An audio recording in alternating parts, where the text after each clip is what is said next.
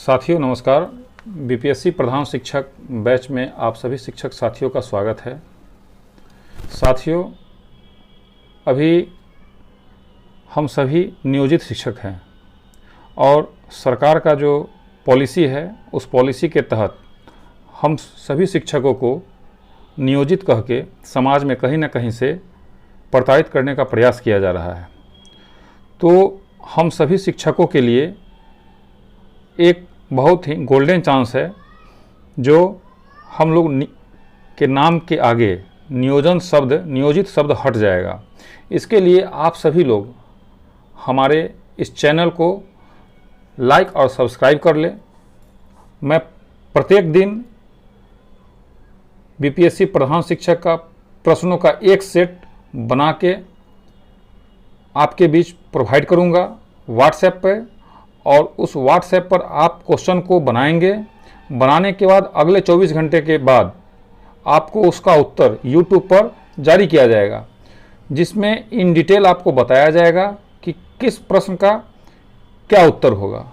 और अगर आपको किसी प्रश्न में किसी भी तरह की कोई भी असुविधा हो तो आप यूट्यूब के कमेंट सेक्शन में आप कमेंट करेंगे, आपको निश्चित रूप से कमेंट का जवाब दिया जाएगा और आपका जो भी समस्या होगा उस समस्या का समाधान किया जाएगा।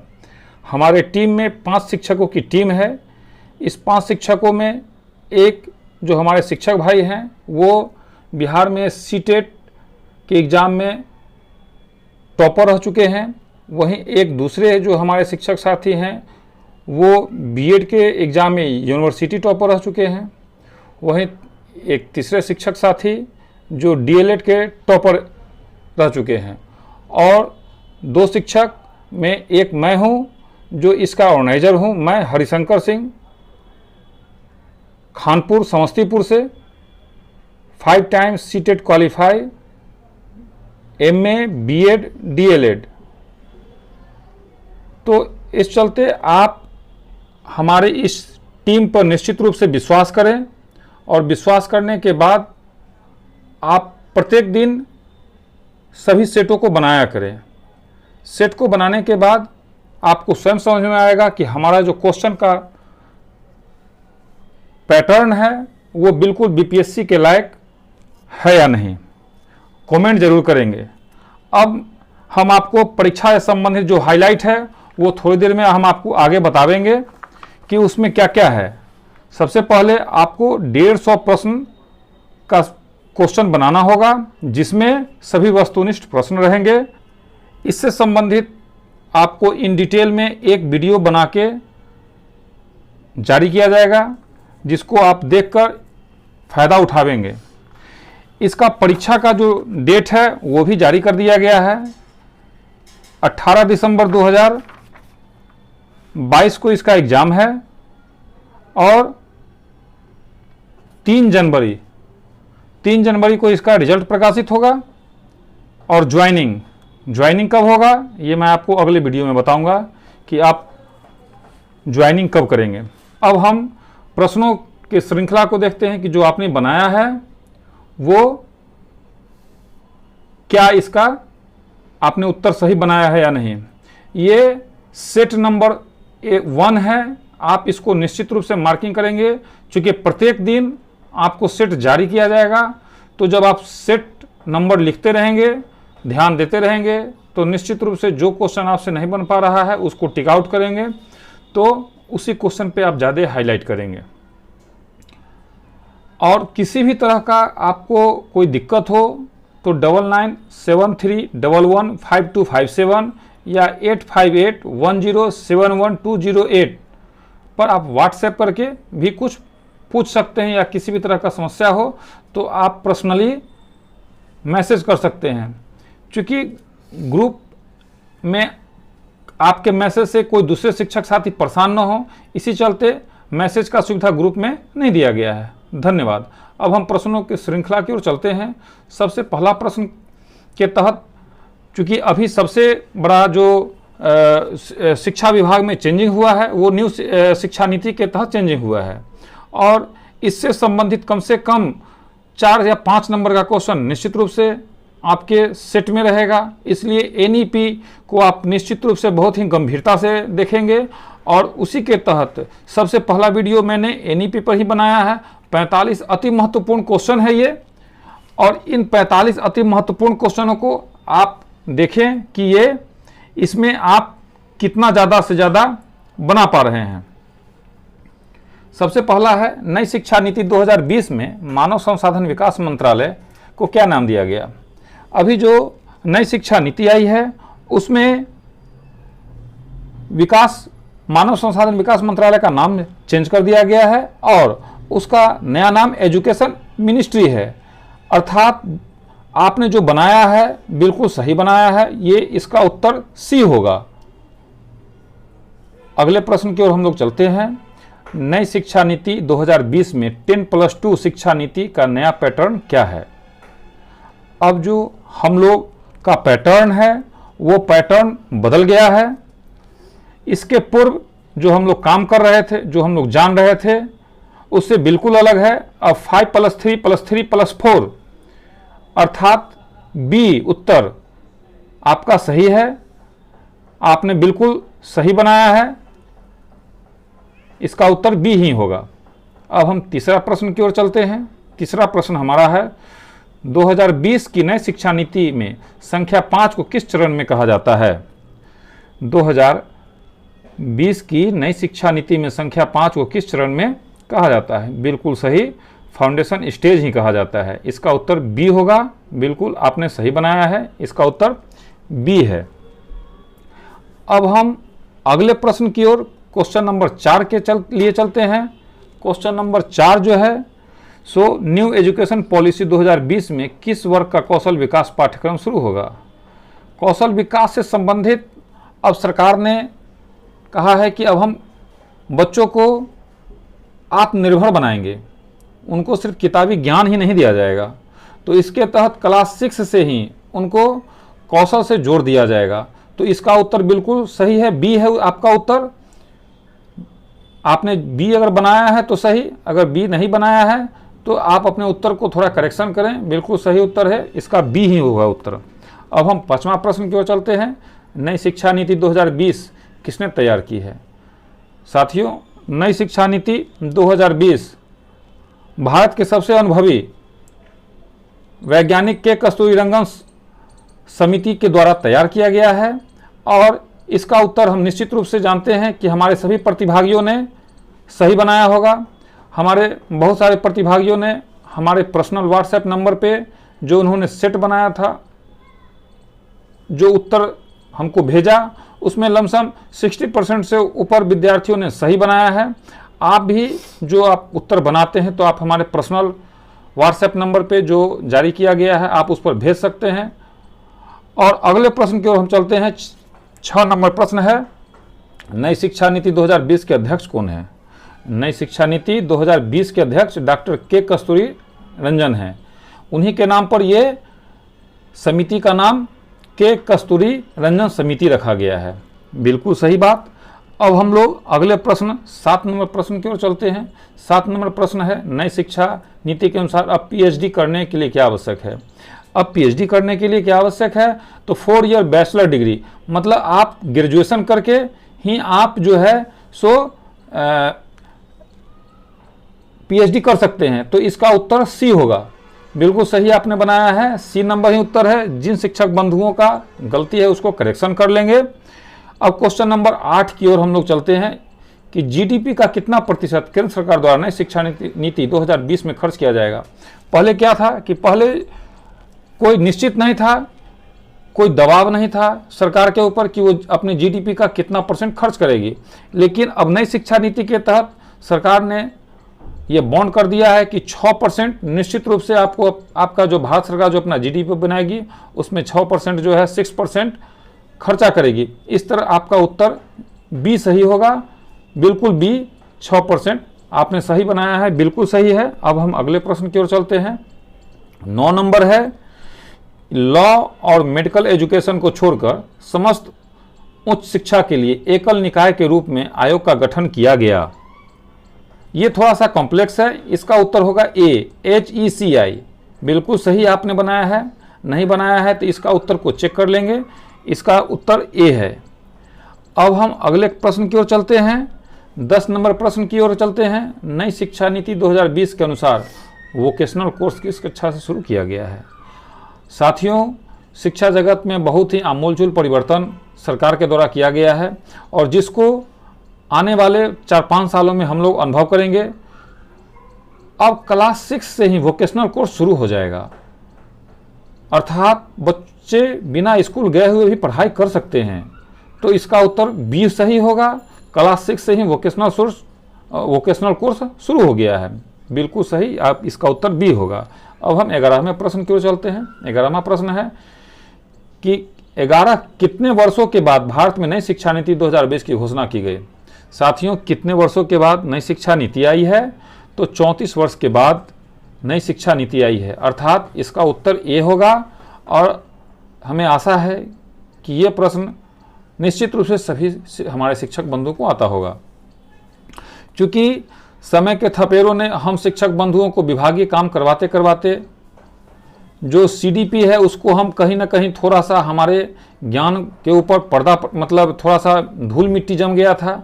तो हमारा ये प्रयास है कि उस धूल मिट्टी को साफ करें। सभी शिक्षक बंधु हमारे विद्वान हैं, कोई शिक्षक बंधु डीएलएड करके आए हैं, कोई बीएड करके आए हैं, कोई एमएड किए हुए हैं।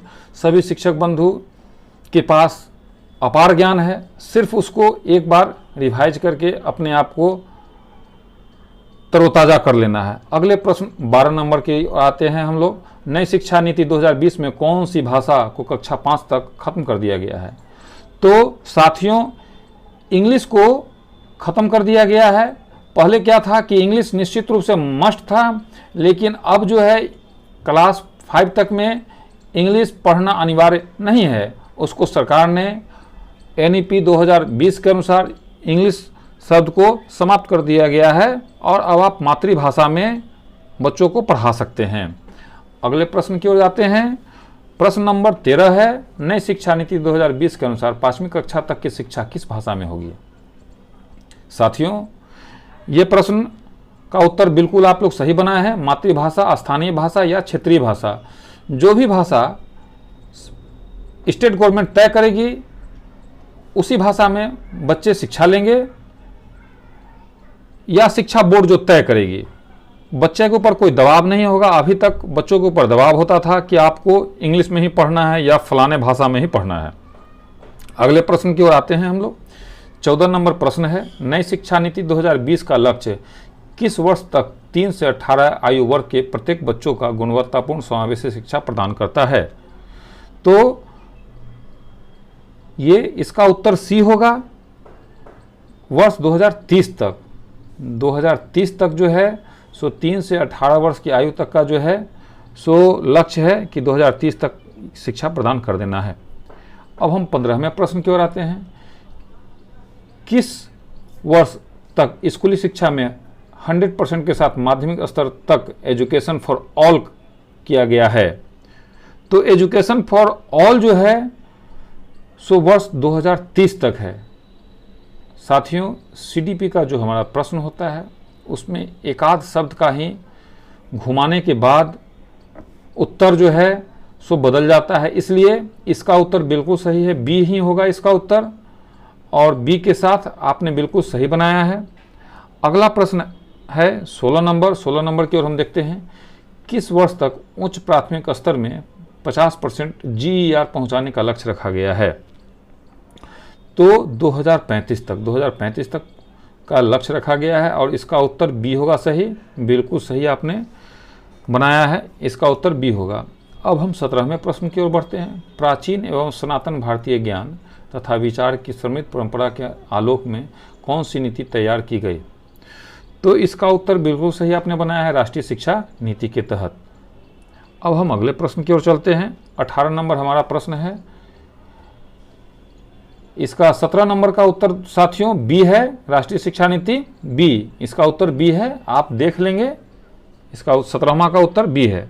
अब हम 18वें क्वेश्चन की ओर चलते हैं। 18 नंबर, नई शिक्षा नीति 2020 में कौन सी भाषा को कक्षा 5 तक खत्म कर दिया गया है?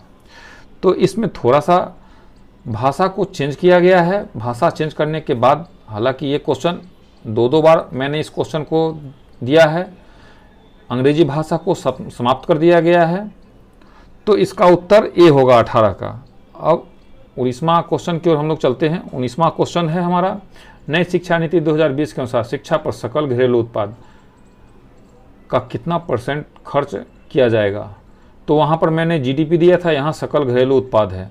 तो शब्दों को भी आप समझेंगे तो निश्चित रूप से इसका उत्तर होगा सी 6%। इसका उत्तर सी है, 6% है इसका उत्तर। अब हम अगले प्रश्न की ओर चलते हैं। 20 नंबर उत्तर है, एमएचआरडी का पूरा नाम क्या है। एमएचआरडी का पूरा नाम मानव संसाधन विकास मंत्रालय है, जो अब नाम इसका बदल दिया गया है। तो एमएचआरडी का पूरा नाम मानव संसाधन विकास मंत्रालय, बी उत्तर है, बिल्कुल सही बी उत्तर। अब हम लोग अगले प्रश्न की ओर चलते हैं। 21 नंबर हमारा प्रश्न है, भारत में अब तक कितनी बार शिक्षा नीति आ चुकी है। तो भारत में अब तक कितनी बार शिक्षा नीति आ चुकी है। तो सबसे पहला शिक्षा नीति 1968 में आया था, उसके बाद 1986 में आया, उसके बाद 2020 में आया। इस तरह ये उपर्युक्त सभी, इसका उत्तर डी होगा, बिल्कुल सही इसका उत्तर डी होगा। और ये प्रश्न तो निश्चित रूप से सभी शिक्षक साथी ने सही उत्तर लगाया है। अब हम 22वां नंबर प्रश्न की ओर बढ़ते हैं। स्कूल पाठ्यक्रम के 10+2 पैटर्न की जगह कौन सा पैटर्न होगा।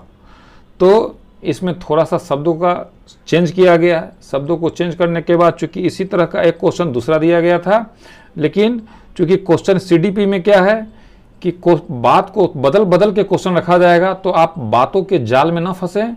और इसका उत्तर बिल्कुल सी सही होगा, 5+3+3+4। तो इसका उत्तर सी ही है, बिल्कुल सही आपने बनाया है। अब हम 23वां प्रश्न की ओर चलते हैं। 23वां प्रश्न हमारा बोलता है, प्राचीन एवं सनातन भारतीय ज्ञान तथा विचार की समृद्ध परंपरा के आलोक में कौन सी नीति की गई। तो बिल्कुल सही राष्ट्रीय शिक्षा नीति, राष्ट्रीय शिक्षा नीति किया गया, बी उत्तर इसका सही है, इसका उत्तर बिल्कुल बी है। अगले प्रश्न की ओर हम लोग चलते हैं साथियों।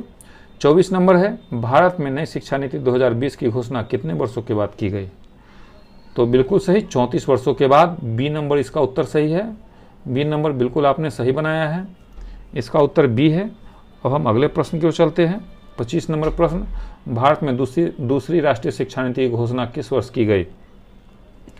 तो दूसरी जो शिक्षा नीति है वो 1986 में की गई थी।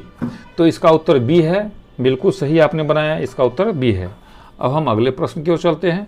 26 नंबर का जो प्रश्न है, नई शिक्षा नीति 2020 कब तक लागू हो जाएगी। तो नई शिक्षा नीति साथियों 2021-22 में लागू हो जाएगी, इसका उत्तर सी सही है, आपने बिल्कुल सही बनाया है, इसका उत्तर सी है। साथियों 27 नंबर प्रश्न जो हमने आपको जारी किया था, उसमें टंकन मिस्टेक होने के कारण उस प्रश्न को बदल के दूसरा प्रश्न पुनः जो है सो जो अभी मैंने आपको जारी किया है वो दूसरा प्रश्न है, सीटीईटी का पूरा नाम क्या है। तो सीटीईटी का पूरा नाम सेंट्रल टीचर एलिजिबिलिटी टेस्ट होता है, सी इसका उत्तर बिल्कुल सी होगा, केंद्रीय शिक्षक पात्रता परीक्षा। अब 28वें प्रश्न की ओर हम लोग चलते हैं। 28वां प्रश्न हमारा बोलता है, नई शिक्षा नीति 2020 का लक्ष्य किस वर्ष तक 3 से 18 वर्ष की आयु वर्ग के प्रत्येक बच्चों को गुणवत्तापूर्ण और समावेशी शिक्षा प्रदान करना है। तो वर्ष 2030 तक, 2030 तक जो है सो सभी को गुणवत्तापूर्ण शिक्षा प्रदान करना है। तो इसका उत्तर ए होगा साथियों, आपने बिल्कुल सही बनाया है, इसका उत्तर ए होगा। अब हम लोग अगले प्रश्न की ओर चलते हैं। 29 नंबर हमारा प्रश्न है, शिक्षा विकास एजेंडा के अनुसार विश्व में 2030 तक सभी के लिए किन अवसरों को बढ़ावा देने का लक्ष्य है। तो 29 नंबर का जो है सो गुणवत्तायुक्त शिक्षा, जीवन पर्यंत शिक्षा, समावेशी शिक्षा, इस तरह उपर्युक्त सभी होगा, इसका उत्तर डी होगा, बिल्कुल आपने सही बनाया, इसका उत्तर बिल्कुल डी ही होगा। अब अगले प्रश्न की ओर हम लोग चलते हैं। 30 नंबर है, नई शिक्षा नीति का उद्देश्य उच्च शिक्षा में सकल नामांकन अनुपात की 26.3% से 50% तक सुधार करना है। ये कब तक करना है। तो 2035 तक इसको 50% तक हमको ले जाना है। अब हम अगले प्रश्न की ओर चलते हैं। प्रश्न संख्या 31 हमारा बोलता है, मानव संसाधन विकास मंत्रालय का नाम बदलकर क्या कर दिया गया है। तो मानव संसाधन विकास मंत्रालय का नाम बदल के शिक्षा मंत्रालय कर दिया गया है। साथियों बहुत ही इम्पोर्टेंट क्वेश्चन है, ये बिल्कुल VVI है और इसमें गलती होने की ज़्यादा संभावना है, क्योंकि हम लोग को पुराना नाम याद रहता है। तो इस क्वेश्चन को थोड़ा आप ध्यान से देखेंगे। अगला क्वेश्चन है 32वां नंबर की हम लोग चलते हैं। प्राचीन एवं सनातन भारतीय ज्ञान तथा विचार की समृद्ध परंपरा के आलोक में कौन सी नीति तैयार की गई? तो राष्ट्रीय शिक्षा नीति तैयार की गई। इसका उत्तर सी है, बिल्कुल सही आपने बनाया है, इसका उत्तर सी है। और हम अगले प्रश्न की ओर चलते हैं। 33 नंबर हमारा प्रश्न है, एनईपी 2020 में early child care and education ECCE की उम्र क्या होगी? तो इसकी उम्र होगी 3 से 8 वर्ष। इसका उत्तर ए है साथियों, इसका उत्तर बिल्कुल ए ही होगा, ये आप ध्यान देंगे। अब हम अगले प्रश्न की ओर चलते हैं। 34 नंबर हमारा प्रश्न है, सामाजिक अध्ययन पाठ्यक्रम में मुख्य तत्वों की अवधारणा किसके द्वारा दी गई? तो बिल्कुल आपने सही किया है, बनाया है NEP 1986 के अनुसार। इसका उत्तर ए होगा, बिल्कुल आपने सही बनाया है, इसका उत्तर ए ही होगा। अब 35वां प्रश्न की ओर हम लोग चलते हैं। NPE 2020 के अनुसार हमारी शिक्षा में गणित और गणितीय सोच की क्या भूमिका है? तो नवीन तरीकों और विचारों की विविधता पर जोर देना, बिल्कुल सही, इसका उत्तर ए होगा। नवीन तरीकों और विचारों की विविधता पर जोर देना ही इसका उत्तर है। अब हम अगले प्रश्न की ओर चलते हैं। 36 नंबर हमारा प्रश्न है, NEP 2020 में एक राष्ट्रीय मूल्यांकन केंद्र स्थापित करने का प्रस्ताव है, NSC का नाम क्या है? तो NSC का नाम परख है। परख इसका नाम है, बिल्कुल सही, इसका उत्तर बी है। और ये भी बहुत ही इम्पोर्टेंट क्वेश्चन है, इसको आप थोड़ा सा ध्यान से देखेंगे, ये बिल्कुल ही इम्पोर्टेंट क्वेश्चन है। अब 27 नंबर क्वेश्चन, NPE 1986 का महत्वपूर्ण शैक्षिक उद्देश्य क्या है? तो सार्वभौमिक पहुंच और नामांकन, सभी के पास पहुंच और सभी बच्चों का नामांकन। इसी के तहत अभी हम लोग नामांकन पे बार बार सरकार का फोकस है, हम लोग का फोकस है कि कोई भी बच्चा छूट न जाए, सभी बच्चा का स्कूल में नामांकन हो जाए। ये NPE 1986 का यही उद्देश्य था, उसी उद्देश्य के तहत अभी हम लोग काम कर रहे हैं। अब अगले प्रश्न की ओर चलते हैं। क्वेश्चन नंबर 38, राष्ट्रीय मूल्यांकन केंद्र परख का उद्देश्य क्या है? परख का उद्देश्य मानदंड, मानक और दिशा निर्देशन निर्धारित करना, बिल्कुल सही, सी इसका उत्तर है, बिल्कुल सी ही होगा और इसका उत्तर बिल्कुल सी ही है, आपने बिल्कुल सही बनाया है। अब 39वां क्वेश्चन की ओर हम लोग चलते हैं। राष्ट्रीय शिक्षा नीति 2020 के अनुसार उच्च शिक्षा में सकल नामांकन अनुपात को कितने % तक बढ़ाया जाना है?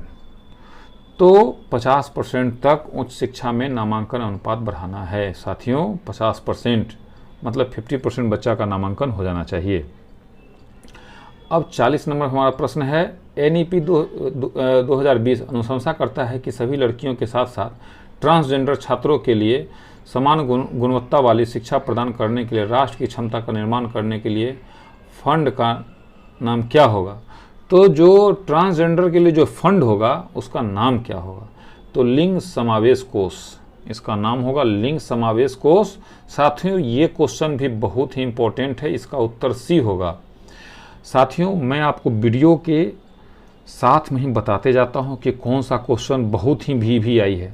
तो जिस क्वेश्चन को मैं आपको VVI कहूं उसको निश्चित रूप से आप एक कॉपी में लिखते जाएंगे, टिक आउट करते जाएंगे और परीक्षा से 1 या 2 दिन पहले, हालांकि मेरा रिवीजन वीडियो प्रत्येक सप्ताह आते रहेगा, उस रिवीजन वीडियो में जो भी महत्वपूर्ण पॉइंट है या क्वेश्चन है मैं उसको बताते रहूँगा। लेकिन फिर भी आपकी भी जिम्मेदारी बनती है कि जिस क्वेश्चन को मैं VVI कहूँ उस क्वेश्चन को आप टिक आउट करें और उसको बार बार दोहरावें, क्योंकि ये हम लोग के लिए भी नई बात है। नई शिक्षा नीति NEP 2020 हम लोग के लिए नई है, इसलिए इसको आप बार बार दोहराते रहेंगे। अब हम 41वें क्वेश्चन की ओर बढ़ते हैं। 41वां क्वेश्चन है, राष्ट्रीय साक्षरता मिशन की शुरुआत किस वर्ष की गई? राष्ट्रीय साक्षरता मिशन की शुरुआत बिल्कुल सही 1986 में ही किया गया, इसका उत्तर बी है, बिल्कुल सही, इसका उत्तर। शिक्षक साथियों अब हम अगले क्वेश्चन की ओर बढ़ते हैं। 42वां नंबर क्वेश्चन है, शिक्षा में प्रौद्योगिकी को गंतव्य न मानकर किसके समान माना गया है? तो शिक्षा में प्रौद्योगिकी को गंतव्य न मानकर यात्रा के समान माना गया है, इसका उत्तर सी है और ये इंपॉर्टेंट क्वेश्चन है, इसका उत्तर बिल्कुल सी ही है। अब हम अगले प्रश्न 43 नंबर की ओर चलते हैं। SDP का पूरा नाम क्या है? तो SDP का पूरा नाम है स्कूल डेवलपमेंट प्लानिंग। SDP का पूरा नाम स्कूल डेवलपमेंट प्लानिंग है और ये शब्दों का जाल है। तो इसका उत्तर होगा सी, स्कूल विकास योजना। इंग्लिश में इसको तो हम लोग जानते हैं, लेकिन हिंदी में इसका नाम देने के कारण संभावना है कि आपसे गलती हो जाए। अब हम 44 नंबर क्वेश्चन क्यों चलते हैं। पीटीआर का पूरा नाम क्या है। तो पीटीआर का पूरा नाम पुपिल टीचर रेशियो होता है। इसका जो उत्तर है वो छात्र शिक्षक अनुपात होता है। ये भी हिंदी में दिया गया है साथियों फंसाने के लिए। इसका उत्तर बी होगा। इसको भी थोड़ा सा आप ध्यान से देखेंगे। अगला क्वेश्चन है 45 नंबर क्वेश्चन, एससीएफ का पूरा नाम क्या होता है। तो state curriculum framework, state curriculum framework होता है। और इसका उत्तर जो है सो राज्य पाठ्यक्रम फ्रेमवर्क होगा। बी उत्तर होगा इसका उत्तर। साथियों, अगर आपको ये सेशन अच्छा लगा हो, आज का वीडियो अच्छा लगा हो, तो चूंकि हमारा बीपीएससी प्रधान शिक्षक के लिए प्रथम वीडियो है, तो आप निश्चित रूप से इस वीडियो को लाइक करें, सब्सक्राइब करें और ज़्यादा से ज़्यादा जो है अपने शिक्षक साथियों के पास शेयर करें, जिससे हमारा हौसला अफजाई होगा। और जब हौसला अफजाई होगा तो हम और अच्छे तरीक़ा से काम कर सकेंगे। और बीपीएससी प्रधान शिक्षक में अगर आप सफल होते हैं तो कहीं ना कहीं हमारी टीम की भी मेहनत सफल होगी। और आपके जो भी अभी तक इष्ट बंधु छूटे हुए हैं उनको ग्रुप में लिंक के द्वारा जोड़ने का प्रयास करें और वीडियो को आप ज़्यादा से ज़्यादा शेयर करें और चैनल को निश्चित रूप से सब्सक्राइब कर लें। तो साथियों, आज लमसम 125 आदमी हमारे ग्रुप में है, तो निश्चित रूप से आज कम से कम 125 सब्सक्राइबर हमारा बढ़ना चाहिए। तब हमारा काम करने की ऊर्जा सफल होगी और हम समझेंगे कि हमारे शिक्षक बंधु हमको प्रोत्साहित कर रहे हैं, हमको उत्साहित कर रहे हैं। धन्यवाद।